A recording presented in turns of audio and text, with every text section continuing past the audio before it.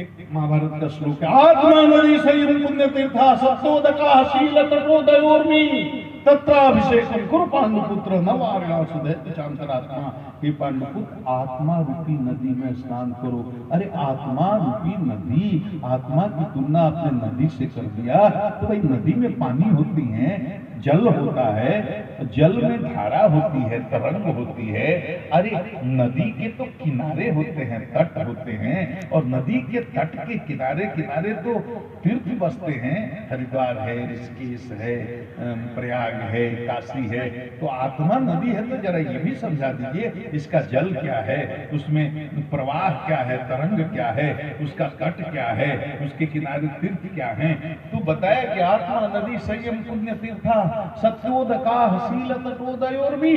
आत्मा रूपी नदी जिसमें सत्य रूपी जल प्रवाहित हो रहा है और जिसका शील रूपी तट है और संयम रूपी जिसके किनारे तीर्थ है। बोल रहे आपको जाना है तब निकल। और दयोर्मी सत्योदका शील तटो दयोर्मी, माने आत्मा रूपी नदी जिसमें सत्य रूपी जल प्रवाहित हो रहा हो, जिसमें दया लहरें चल रही हो, शील माने चरित्र ही जिसका किनारा हो और संयम ही जिसके किनारे तीर्थ हो, ऐसी आत्मा रूपी नदी।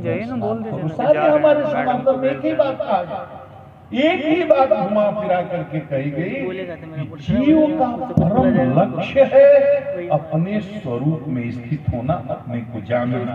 इसी को भक्ति मार्ग के संतों ने कहा, भगवान की भक्ति प्राप्त करना, उनके शरणों में अनुरक्ति प्राप्त करना। ज्ञानियों ने कहा मोक्ष प्राप्त करना, योग की भाषा में कहें तो कैवल्य प्राप्त करना, और बुद्धिजीवी में उसी को निर्वाण बोलते हैं। मतलब हम जहां से आए हैं ओरिजिन हमारा सेम है, डेस्टिनेशन भी हमारा सेम है, जहां से आए हैं वही जाना। दुनिया में सबसे बड़ा रिश्ता जानते हो क्या है? ये जात पात अगड़ा है तो पिछड़ा है, तो बैकवर्ड है, तो दलित है, ये सब नेताओं को बखेड़े हैं, ये राजनीतिज्ञों ने खड़ा किया है वोट के लिए। ये सच्चाई नहीं है। सबसे दुनिया में सच्चा रिश्ता ये है कि हमारा बाप एक है, हम सब उसी की औलाद है, उसी की संतान है, उसी की सब, और सबको अपने अपने कर्मों का जवाब देना है, हमको वही जानना है।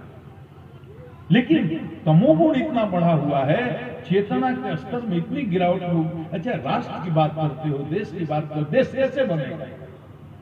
देश कैसे बनता है? बड़े बड़े बिल्डिंग बना देने से और बड़े बड़े प्रोजेक्ट लगा देने से देश नहीं बनता है, राष्ट्र का निर्माण नहीं होता है। राष्ट्र का निर्माण होता है वहां के नागरिकों से, आदमी से, वहां की जनता से। तो जब व्यक्ति की चेतना में गिरावट आएगी, माने तमोगुणी हो जाएगा, तो व्यक्ति से समाज बनता है। बात देखिए, व्यक्ति की चेतना में गिरावट आई तो व्यक्तियों के समूह को ही समाज कहते हैं, तो व्यक्ति से समाज बनता है। तो व्यक्ति की चेतना में जब गिरावट आएगी तो समाज की सामूहिक चेतना में गिरावट आ जाएगी, जो कि आप रोज देख सकते हैं। तो व्यक्ति की चेतना में गिरावट आई तो सामाजिक चेतना में गिरावट आ गई, और समाज से ही राष्ट्र बनता है, तो राष्ट्र की चेतना में गिरावट आ जाएगी।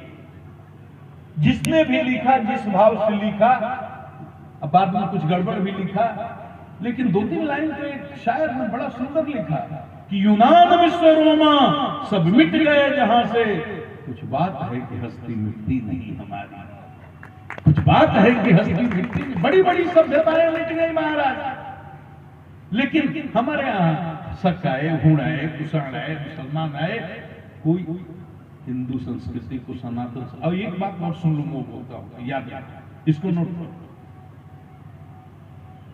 जब से भगवान है तब से सनातन है, और जब तक भगवान रहेंगे, सूरज चांद में नहीं कह रहा हूं कि सृष्टि बदलेगी, सूरज चांद बदल जाएंगे, करोड़ों सूरज आएंगे, करोड़ों चांद आएंगे, सृष्टि का करोड़ों बार प्रलय होता है, लेकिन भगवान तो सत्य सनातन है, वो कभी नहीं, वो जब सृष्टि नहीं थी तब भी थे, सृष्टि है तब भी है, ये सृष्टि जब लय हो जाएगी तब भी हो जाएंगे। इसीलिए का सच्चिदानंद रूपाय विश्वोत्पत्त्यादि हेतवे, वो विश्व के सृष्टि के सृजन के, उसके पालन के और उसके लय के तीनों के हेतु हैं। जब तक भगवान है, मतलब भगवान कब नहीं, हमेशा है। जब तक भगवान है, जब तक ईश्वर का अस्तित्व है, तब तक सनातन का अस्तित्व है। सनातन कभी न मिटा है, न कभी मिट सकता है। दुनिया की कोई ताकत सनातन को मिटा नहीं सकती। तमोगुण बढ़ेगा, मिटता हुआ नजर आएगा। रजोगुण का उत्कर्ष होगा, डूबता हुआ नजर आएगा, लेकिन कभी मिट नहीं सकता, कभी डूब नहीं सकता, क्योंकि एक ही धर्म है, वो सनातन है। और जैसे ईश्वर है उसी तरह सनातन है, ये हमेशा है। हमें क्या करना है? हमें अपनी चेतना के स्तर को ऊपर करना है। बस हमें अपनी चेतना के स्तर को ऊपर करना है। चेतना के स्तर को ऊपर क्यों करना है? मत सोचिए समाज के बारे में, मत सोचिए राष्ट्र के बारे में, काम चलेगा। आप आत्म कल्याण किसको कहते हैं? अपना कल्याण तो करेंगे ना। अपना कल्याण तो सब कोई चाहता है करना, तो अपना कल्याण करेंगे तो विश्व का कल्याण हो जाएगा, राष्ट्र का कल्याण हो जाएगा। आप अपनी चेतना में उत्कर्ष करेंगे तो सब कोई अगर अपनी चेतना में उत्कर्ष करेगा तो समाज की सामूहिक चेतना में उत्कर्ष होगा, राष्ट्र की सामूहिक चेतना में उत्कर्ष होगा, और ये भारत फिर से विश्व गुरु बन सकता है। तो उत्कर्ष कैसे होगा? ये उत्कर्ष इसी तरह की आध्यात्मिक गोष्ठी से होगा। उत्कर्ष जो हमारे शास्त्र की मर्यादा है उसके अनुकूल आचरण करने से होगा। उत्कर्ष वेद के सनातन जो ग्रंथ हैं उनके विधि निषेध जो हैं उनके मानने से होगा। अपनी चेतना में उत्कर्ष सत्संग से होगा, भजन से होगा, कीर्तन से होगा, शास्त्रों के आदेश को मानने से होगा। अपने को उदार बनाओ, अपने को संत बनाओ, साधु बनाओ। भगवान तो कहते हैं भाई हम तो वही हैं, एक बार मेरी तरफ देखो, उल्टा जा रहे हो, उल्टा जा रहे हो, उल्टा जा रहे हो। एक बार केवल मेरी तरफ घूम जाओ, मुड़ जाओ। क्या कीजिएगा? हमारे मुड़ जाएंगे तो क्या करेंगे? क्या नहीं करेंगे? जन्म कोट या घनाश तब है। एक बार तुमने पाप बहुत किया है, कोई दिक्कत नहीं, लेकिन सन्मुख हुई जीव हुई जब ही तो जन्म कोटि करोड़ों जन्मों के। अरे सुनो, वो तो इतना कृपालु है।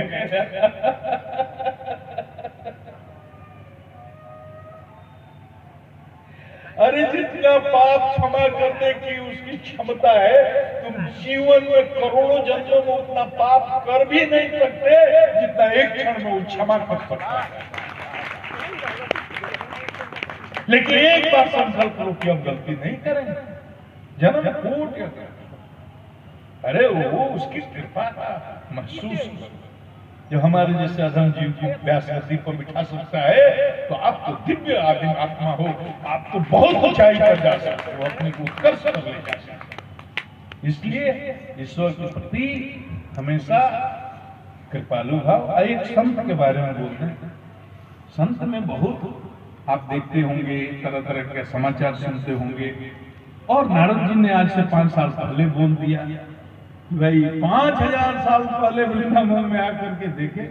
वो कहानियां भागवत में सुनते होंगे। सनकादि से भेंट हुई, बड़े उदास थे। सनकादि ऋषियों ने पूछा कितने उदास क्यों हैं? कहा क्या देखा महाराज, कलयुग में इतना बुरा हालत देख करके आया हूं तो मन बड़ा व्यग्र है। बहुत सी देखे, गृहस्थों की स्थिति बहुत खराब है महाराज, संसारियों की स्थिति तो कहना ही नहीं है, उधर भरने में ही लगे हुए हैं महाराज। कहा संतों को देखा महाराज, संतों को देखा। संतों का क्या समाचार है? 5000 साल पहले।